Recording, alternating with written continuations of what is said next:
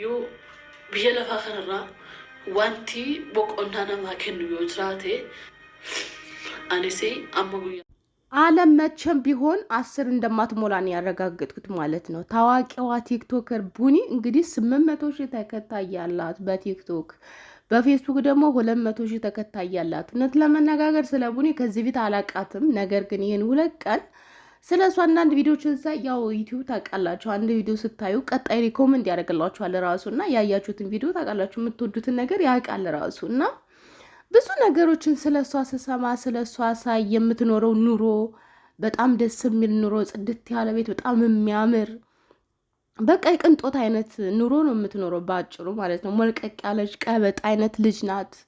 እንደዚህ አይነት ኑሮ እየኖረች ግን የራሷን ማጥፋት ሁልጊዜ እንደምትመኝና ይሄ ነገር ሁልጊዜ ያቀደችው እንደሆነ ይሄ ቀን እንደሚመጣ አንድ ቀን እርግጠኛ ነበርኩኝ።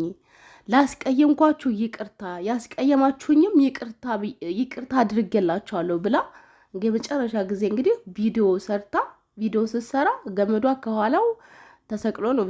ገመዷን አዘጋጅታ ምናምን ነው ቪዲዮ ላይ ይታያል። እንግዲህ እንደዚያ ብላ ቪዲዮ ስትሰራ ማለት ነው። በጣም ነው የምታሳዝነው።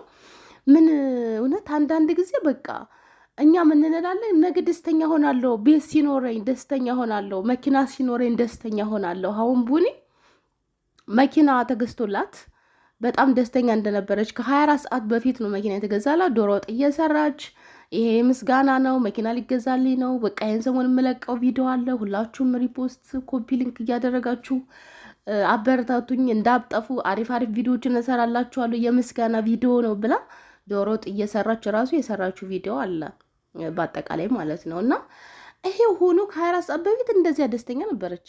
እንግዲህ 24 ሰዓት ሳይሞላው ግን ይህን ነገር አደረገች። ይህን ስታደርግ እንግዲህ እንደዚህ እንደምታደርግ ሁልጊዜ ታስበው እንደነበረ ይሄ ቀን እንደሚመጣ እንደምታውቅ ነው የተናገረችው። ምን ያህል በምሬት ውስጥ እንደሆነች፣ ምን ያህል በሀዘን ውስጥ እንደሆነች። እውነት የሳቀ ሁሉ ደስተኛ አይደለም። ይችን የመሰለች ልጅ ባጭር ቀረች ማለት ማንኛውም ሰው የሷን ኑሮ የሚመኘው ነው ብዬ ነው የማስበው። ማንኛውም ሴት የምትመኘው አይነት ኑሮ አናውቅም። በእውነተኛው ታሪክ ምን አይነት ኑሮ እንደምትኖር ይሄ የምትስቀው ነገር የምትቀብጠው ነገር ካሜራ ላይ ብቻ ነው ወይስ ከካሜራ ጀርባም እንደዛው ነው የምትኖረው የሚለውን ነገር አላውቅም። ነገር ግን ከካሜራ ላይ ያለው ኑሮ በቃ እኔ የሁለት ቀን ነው ያየኋት ሰዎች እንደዚህ በቃ የባለው ነገር ሲል ማየት አለብኝ ብዬ እሷ በቃ ደስ የሚል ማለት ማንኛውም ሰው የሚመኘው አይነት ኑሮ ነው የምትኖረው። እና በጣም የምታሳዝነው ግን እንግዲህ በጣም በርካታ ሰዎች ስለሷ ሲያወሩ ምንድነው አብዛኛው ሰው እያለ ያለው በኮመንት ምክንያት ነው ራሷን ያጠፋችው። ኮመንት ላይ ደጋፊም እንዳለ ሁላ በዚያውም ልክ ነቃፊ መርዝ የሆኑ ቃላቶችን የሚጽፉ ብዙ ነቃፊዎች እንዳሉ በዛ በኮመንት ብዙ ጊዜ ትቆስል እንደነበረ በሱ ምክንያትም ራሷን እንዳጠፋች ነው እየተነገረ ያለው አንዳንድ ሰዎች የሚያወሩት ማለት ነው። በሌላ በኩል ደግሞ በቅርብ ቤተሰብ ባሉ ነገሮች እንግዲህ አንዷ ኮመንት ላይ እዚያው ጋር የጻፈችው ምንድነው በቤተሰቦቿ በጣም ብዙ ጫና ይደርስባት እንደነበረ፣ በጣም ብዙ ጊዜ ራሷ ልታጠፋ ሙከራ እንዳደረገችና ባሏ እንደደረሰባት ያም እንግዲህ አልሳካ ብሎ በስተመጨረሻ ግን የሆነ ቀን በቃ ዛሬ መጨረሻ ነው ብዬ ገመዴን አዘጋጅቼ ምናምን ሰቅዬ የምሰቀልበት እንኳን ቦታ አልነበረኝም ኮርኒስ ላይ አንጠልጥዬ ከዛም በኋላ የእመቤታችንን ስቅል ወርዶ ተከሰከሰ። ልጅ ነቃችና በጣም አለቀሰችብኝ። ከዛም በኋላ እሷን ተነስቼ የተሰበረውን መስተዋትም እያነሳሳው ልጅን በጣም ሪ ብላ እንደው እመቤቴን ማየት ራሱ አቃተኝ እያነሳው እሱን እና ዛሬ ሁሉም ነገር አልፎ አለሁ ምን ነው አንቺም ይሄን ቀን ባሳለፍሽው ብላ ኮመንት ላይ የጻፈች ልጅ ሁላለች። እሷ እንግዲህ ለዚህ ሁሉ የተዳረኩት በቤተሰብ ምክንያት ነው ያለችው እዚያ ጋር የተናገረችው ማለት ነው። እና ቤተሰብም ቢሆን አንዳንድ ጊዜ ተምራችሁ ስትመረቁ የት ይደርሳል የተባለው ዛፍ ቀበሌ ቆረጠው እንደዚህ የተባለው ቦታ እንደዚህ ሆነ በቃ የሚናገሩት ነገር አሽሙር ነው። ሰው የሚሰማው አይመስላቸውም። በቃ በጣም ከባድ ቃላት ነው የሚናገሩት እና ሰው ልብ ያለው ሰው ደግሞ ይሰማዋል። ማንም ሰው እኮ ተምሮ መቀመጥ አይፈልግም። ስራ መስራት ይፈልጋል፣ መለወጥ ይፈልጋል። ካልሆነስ ታዲያ ምን ይደረግ? በእውነት ካልሆነስ እና ሰው ልጅ በጣም በብዙ ነገር ነው የሚያቆስ። አሁን ላይ ደግሞ ሰው ሆድ ብሶታል። ጠቅላላ ሰው በሚባል ደረጃ ሆድ የባሰው ሰው ነው ያለው። ሰውን የሚያጽናና ሰውን አይዟችሁ የሚል ሰውን እንደዚህ የሚል ሰው የለም። ሁሉም ሰው በራሱ ኑሮ ቢዚ ሆኗል፣ በራሱ ኑሮ ተወጥሯል። ዘወር ብሎ ሰው የሚያይ ሰው የለም አሁን ላይ ማለት ነው። ራሴን ላጥፋ ምናምን ብትሉ ራሱ ሰው እንኳን ገመድ ሰቅላችሁ እንኳን ቢያያችሁ ምንድን ነው የሚለው? ሀሳብሽን እንዳትቀይር። ባለፈው የሆነች እናት እንግዲህ እኔ ያየሁት ቪዲዮ በጣም ነው የገረመኝ። ልጅቷ እንግዲህ ሙከራ እያደረገች ራሷ ልታጠፋ ሀሳብሽን እንዳትቀይሪ፣ እንደውም እኔ በቃ እኔ ተጠርጣሪ መሆን አልፈልግም ብላ የያዘችውን ቁምሳጥን በሶፍት ወልውላ በሩንም ወልውላ ስትወጣ ዘግታባት ሀሳብሽን እንዳትቀይሪ በርቺ ብላ ነው የወጣችው። ከዚያ ኮመንቱ ስስቲ ብዬ ኮመንት ሳነብ ጀግና እናት ናት፣ ጀግና እናት ናት፣ በርቺ ያለቻት እንዴት አባቷ ምናምን ነገር የሚል ኮመንት በጣም ብዙ ነው ያለው። እና እንደው እኔ እውነት እግዚአብሔር ሰው የምር ከፍቶትስ ቢሆን ሰው እኮ ስለኖረው ቤት ስላለው መኪና ስላለው ስለበላ ስለጠጣ ስራ ስላለው አይከፋውም ማለት አይደለም። ሁሉም ሰው ይከፋዋል። እውነት ሁሉም ሰው ነው የሚከፋው። የማይከፋው ሰው አለ ብዬ አላስብም። እንደውም ድሮ ምን ይታወቅ ነበር? እኔ ሰው ጥሩ መኪና የሚነዳ ወይም ደግሞ በጣም የሚያምር ቤት ውስጥ የሚኖር ብር ያለው ሰው በቃ ደስተኛ እንደሆነ ዋው የታደለ ነው በቃ ሁሌ እንደዚያ መሆኑ እኮ የሚያናድድ ነገር የለም። ሁሌ ደስተኛ ሆኖ ነው የሚኖረው ምናምን የሚባል ነገር አለ። ግን አሁን እኔ እንኳን ያ ነገር ባይኖረኝ ያላቸው ሰዎች አውቃለሁ። በጣም የተንደላቀቀ ኑሮ የሚኖሩ ሰዎች አውቃለሁ። ስቲል ደስተኛ አይደሉም፣ ምንም ደስተኛ አይደሉም። እንደውም አንዷ ምንድን ያለችኝ ይሄን ሁሉ ነገር ስታይ ሰው ደስተኛ እንዳይመስል፣ እኛ ደስተኛ ነን የምንመስልሽ አይደለንም። በጣም ብዙ ችግር አለ ቤት ውስጥ። ቤት አለ፣ መኪና አለ፣ ሁሉ ነገር አለ። ነገር ግን ብዙ ችግር ነው ያለው። ዶ እያለቀሰች ነው እንደዚህ የነገረች ማለት ነው። እና ባለፈው ራሱ አንድ በጣም የገረመኝ ነገር ማለት ነው ስለ ኮመንት ሲነሳ ፍሬ በጣም እያለቀሰች ነው የመጣችው። በጣም አዝና ልቧ ተሰብሮ ከዛሬ ስንት ዓመት በፊት እንግዲህ ራኬብ ላይ ቀርባ ስለ ህይወት ታሪኳ እንዴት የእርግዝና ነገር ጽንስ በቃ እንደተከሰተባት መውለድ እንደማትችል ከዛ ደግሞ ዳጊ ችግር የለው መውለድ ባችም እኔ አገባሻለሁ ምናምን ብሎ እንደማትወልድ እያወቀ አገባት ፍሬን። ከዛም በኋላ ከተጋቡ በኋላ ፈጣሪ ፈቅዶ ግን አንድ ልጅ ተጸነሰች፣ ማርዬ ማለት ነው። እሷም ተወለደች። እንግዲህ እንደዚህ ብላ ራኬብ ላይ ወራች። ፈጣሪ ሰጠን ልጅ፣ እመቤቴ ልጅ ሰጠችኝ፣ እኔ ግን እንደማልወልድ እያወቀ ነው ዳጊ ያገባኝ ምናምን ነገር በላይ ያወራችውን ነገር ሰው እንግዲህ አሁን ለሕክምና እዚህ ዱባይ ስትመጣ በዩቲዩብ ብር ሰከርሽ፣ ከዱባይ ሄደች ልጅ ልትገዢ ነው አይደል ሄድሽው ምናምን ብለው ኮመንት ላይ ጽፎላት ቀስሟ ስብር ብሎ ነው እያለቀሰች ስትናገር የነበረው። እሷ ተፈትናበታለች፣ ፈጣሪ ልጅ ሰጥቷታል፣ የምትኖረው ኑሮ ቆንጆ ባል ነው ያላት። ሰው እኮ ምንም ሳይወልድ ውሻ የሚያሳድግ ሰው አለ፣ ብዙ ሰው አለ መውለድ እየቻለ እንኳን ውሻ የሚያሳድግ። እሷ ግን ወልዳለች። ደሞስ ባትወልድስ ፈጣሪን እሷ ገዛችው፣ ያንን ነገር ገዝታን ያመጣችው በብሯ። ይሄን ነገር ፈልጋ ያደረገችው ነገር ነው።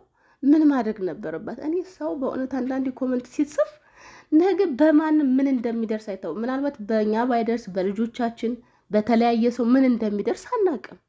እንዴት እንደዚህ ይባላል? በብዙ ጊዜ አሁን እነሱ ለማስረዳት ይሞክራሉ። ለልጅቷ ወንድም ወይ እህት ውለዱላት ምናምን የሚሉ አንዳንድ ጊዜ ታሪካቸውን የማያውቁ ሰዎች አሉ። እና ብዙ ጊዜ ለማስረዳት ሞክረዋል። እነሱ እንደሚፈልጉና የእግዚአብሔር ፍቃድ ቢሆን እንደሚያደርጉት ምናምን ነገር ሲናገሩ ነበር። ሰው እንዴት ኮመንት ላይ እንደዚያ ብሎ እንዴት እንደሚናገር አላውቅምና ግን እኔ ይች ልጅ አሁን ራሷን አጠፋች በኮመንት ምክንያት ብዬ ለማለት ይከብደኛል። ሊሆንም ይችላል ላይሆንም ይችላል። ግን በጣም ይመስለኝ በቤተሰብ ወይ በባሏ በተደጋጋሚ ጫና ስለደረሰባት አድርገዋለች ብዬ ነው ማስበው። ምክንያቱም ቲክቶክ ላይ የማይሰደብ ሰው የለም። የማይሰደብ ያልተሰደበ ሰው ደግሞ አለ እንዴ?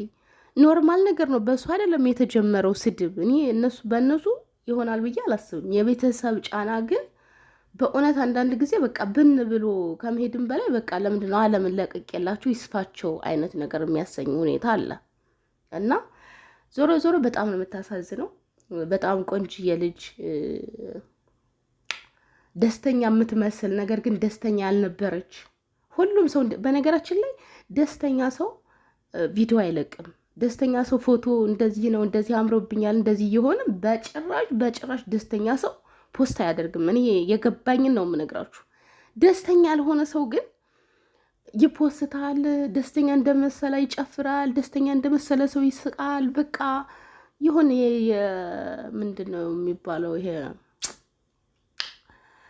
ውስጥ እርካታ ስለሌለው በቃ የመቅበዝበዝ ነገር ማለት ነው። የመቅበዝበዝ እንጂ በእውነታው ዓለም ግን ደስተኛ የሆነ ሰው ተደብቆ ነው የሚኖረው። ድብቅ ፎቶውን አያሳይም፣ ስለራሱ መናገር አይፈልግም። ይሄ ነገር አለኝ አይልም፣ እንደዚህ ገዛሁ አይልም፣ እንደዚህ አደረኩ በጭራሽም ነው የማይለው ደስተኛ ሰው ማለት ነው። ነገር ግን የጎደለበት ሰው፣ ሙሉ ያልሆነ ሰው፣ ያልሆነ የሚመስለው ቢኖረውም ሁሉም ነገር ግን የማይታወቀው ሰው፣ በቃ ሰላም የሌለው ሰው ነው እንደዚያ ልታይ የሚለው እንጂ ትክክለኛ ደስተኛ ሰው እንደዚህ አያደርግም። ወይንም ደግሞ ስራ ካልሆነበት በስተቀር ማለት ነው። እና ብቻ ፈጣሪ ነፍሷን ይማረው። በጣም ታሳዝናለች። ሁሉም ሰው ሆድ ከፍቶታል፣ ሆድ ብሶታል። ነገር ግን ሰው ሲበሳጭ፣ ሰው ሲያዝን እኔ ገመድ እገዛለሁ፣ እኔ ክሎሮክስ እገዛለሁ፣ በርቱ በርች ግን እኔ እንጃ ሰው እኮ ከፋው እኮ ከፋኝ ብሎ እየተናገረው እኮ ራሴን ላጠፋ ነው እኮ የሚለው አይዞ አለሁልህ ብለን እንድናበረታታ ውስጡን ስለከፋውና ሰው የሚያጽናናው ሰው ፈልጎ ነው ብዬ ነው ማስበው። እኔ እንደዚያ ነው የሚሰማኝ። እንደዚያ የሚያደርጉ ሰዎች በቃ በጣም ስለከፋቸው አይዟችሁ የሚላቸው ስለጠፋ ነው እንጂ እንደ በርች እንዴት ይባላል? ፈጣሪ ልቦና ይስጠን ከማለት ውጭ ምንም አይደለም። አሁን ግን በቃ ጥሩ ኑሮ ይኖራሉ የምንላቸው ሰዎች ልደታቸውን ዱባይ የሚያከብሩ ሰዎች ናቸው እንደዚህ ራሳቸውን የሚያጠፉት። በጣም ነው የሚያሳዝነው። ልደትን እንግዲህ ዱባይ ልደትን የሚያክል ነገር የሚመጡ በአሁን ሰዓት ማለት ነው። እኛ እኮ ልደታችን መቼ ነው ብንል የእንትና በሬ እንትን ያለ ጊዜ፣ በዚያን ጊዜ የወለደች ጊዜ፣ ክረምት ወጥቶ እንዲህ ባለ ጊዜ፣ ከአረም ስመለስ ምጤም እቶ እንደዚያ ሆኖ አይነት ነገር ነው የሚነግሩ። ልደታችንን አመታችንን ማናቅ ሰዎች እኮ አለን። በእውነት አንዳንድ ጊዜ እንዲህ ያነጻጽራለሁ። ይቅርታ አድርጉልኝና ብቻ ነፍሳቸውን ይማረው ለሁሉም። እንደዚህ ማድረግ ግን ትክክል አይመስለኝም። የሚፈልገ ነገር ህይወት ከባድ ብትሆን ራሱ ራስን ማጥፋት ትክክል አይደለም። ዞሮ ወዲያውን ማንም ከዚያ የሚያስቀረን የለም። ልቅር እንኳን ብንል አንቀርም፣ ግዴታ ነው። እና ደግሞ ሌላው መናገር እንፈልገው ግን ኮመንት የምትጽፉ ሰዎች እና አንዳንድ ሰዎችን ተከታትላችሁ የማይሆን ነገር ኮመንት የምታደርጉ ሰዎች ማነው ኮመንት እንድታደርጉ ያስገድዳችሁ? በእውነት ማን ያስገድዳችሁ? ግን በቃ ያልወደዳችሁትን ቪዲዮ አስተላልፉትና ሂዱ። ማነው ግዴታ አስሮ ተከታተሉኝ ያለው? ማነው ግዴታ ሀሳብ አስተያየታችሁን ስጡ። ጊዜያችሁን አቃጥላችሁ የማይጠቅም ሀሳብ አስተያየት። ያቺ ልጅ ያ ሰውዬ እኮ ለቤተሰቡ በጣም ጠቃሚ ነው፣ ለጓደኞቹ በጣም ጠቃሚ ነው፣ ለሁሉም ነገር የሚጠቅመው የሚወደው ሰው አለው። ለአጭር ቃል ለአንድ ቀን ላያችሁት ሰው የማይሆን ኮመንት ጽፋችሁ የምትሄዱ በሰማይ ቤት ትጠይቁበታላችሁ ብዬ አስባለሁኝ። ትጠይቁበታላችሁ። ለእናቷና ለቤተሰቦቿ ስትል ትዕግስት አድርጋ ሁሉን ነገር ተቋቁማ ብትኖር ጥሩ ነበር። ሁሉም ሰው በአሁኑ ሰዓት እየተፈተነ በግድ ነው እየኖረ ያለው ሁሉም ሰው በሚባል ደረጃ እና ፈጣሪ ለሁላችንም ትዕግስትን ይስጠን። በድጋሚ እስከምንገናኝ ሰላማችሁ ቻው።